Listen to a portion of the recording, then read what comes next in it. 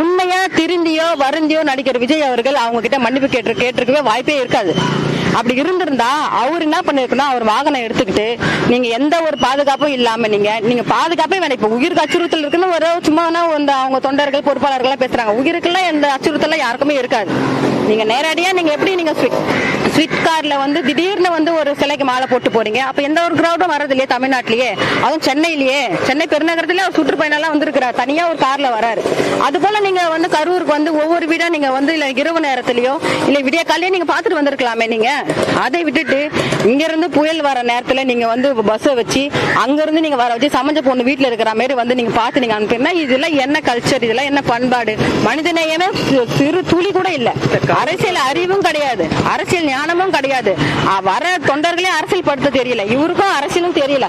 அரசியல் தெரியாத ஒரு கொள்கை கோட்பாடு இல்லாத ஒரு தலைவன் பின்னாடி போனா தொண்டர்களும் எப்படி இருப்பாங்க?